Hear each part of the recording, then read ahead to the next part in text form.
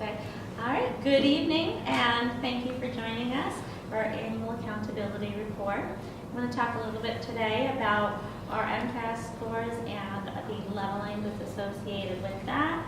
And this is something that certainly impacts not just our students, but any stakeholders in the Diman community.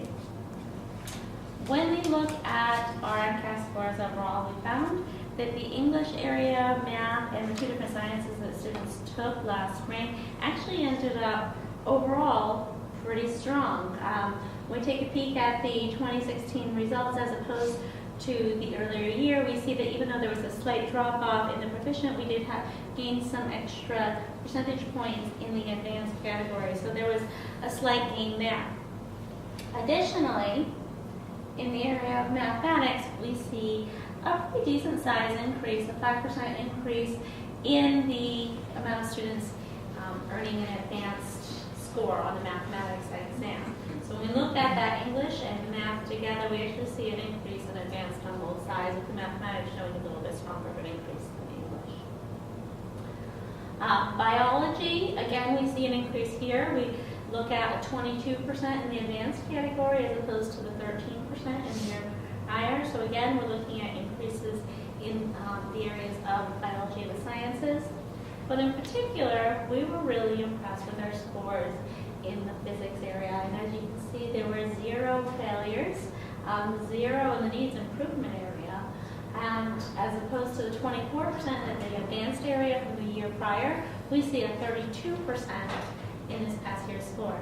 So overall, when we look at our MCAS results, we really did see that we're increasing the areas of the advanced categories in all MCAS subjects, the English, math, biology, and physics.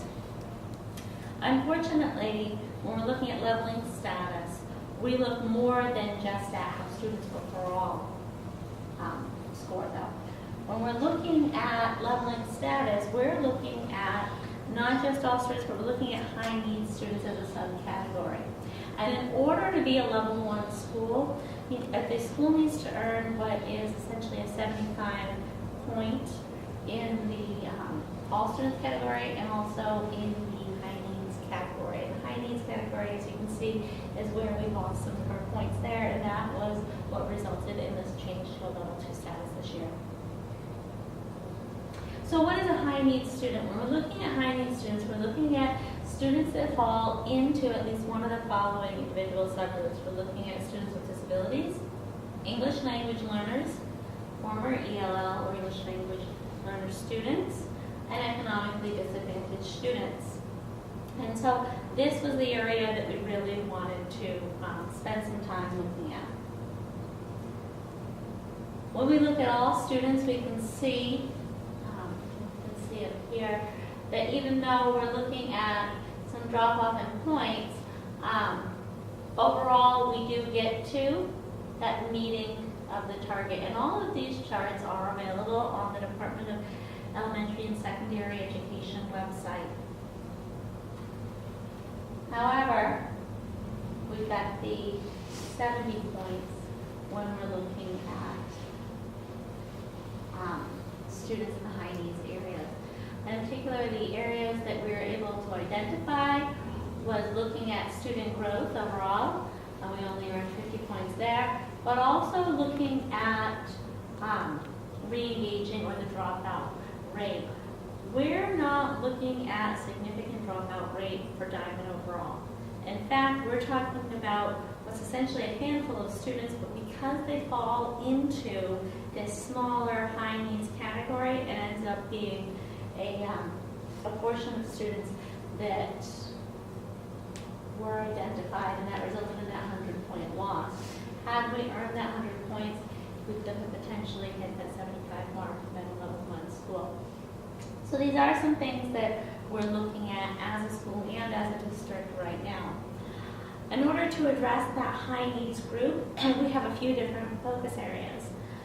The administrative team, in coordination in conjunction with the data analysts, are looking at the MCAS results. And when looking at these results, we've set up some programs that specifically target students in that high needs area. And as we are a Title I school-wide program, we've been able to open up these services to other students as well. So in addition to our Extends program after school on Tuesdays and Thursdays, in addition to the Rise program that happens before school, that early morning help, we're able to offer MCAS preparation courses for students.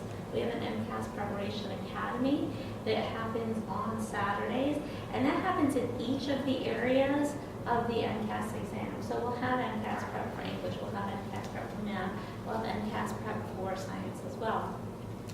In addition to this, we have remediation courses. So once a student has failed the MCAS exam, they are targeted, they are identified, and they're offered additional support services to really help ramp them up. And speaking of ramp up, we also have another program actually called Ramp Up for students to give them additional targeted support over the course of the summer, and we also offer one this fall. We're looking at in-class supports. New this year, we're looking at trying to provide more one-on-one assistance to students who we anticipate, based on their 8th grade MCAS scores, may struggle. And these are students that may be in the high needs areas. Many of them actually are in the high needs areas. But we're trying to identify students who may struggle overall with the MCAS to provide as much support to the school as a whole. In looking at that dropout rate, what we've found is that when students tend to drop out of high school, there's often a social-emotional component to that as well. And so we're trying to work with our grant writer and in conjunction with many stakeholders to really re-engage students in ways that are new and creative, ways that we may not have looked at in the past.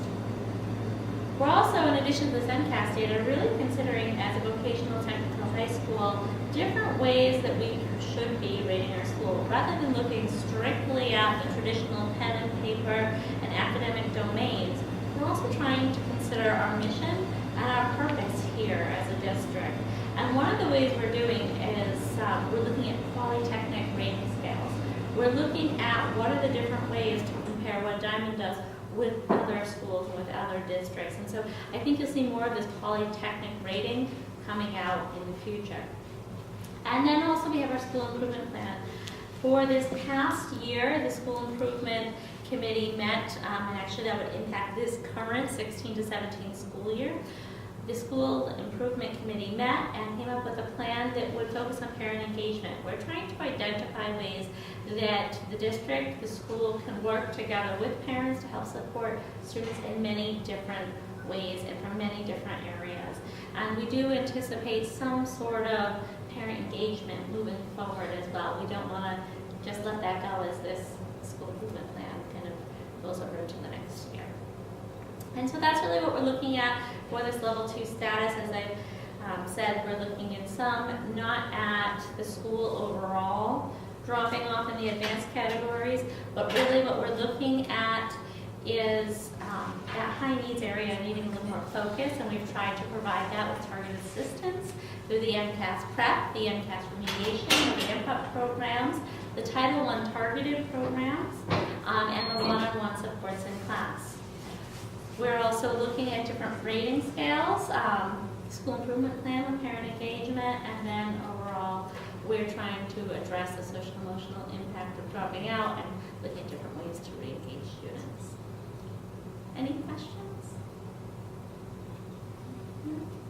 All right, thank you very much for coming.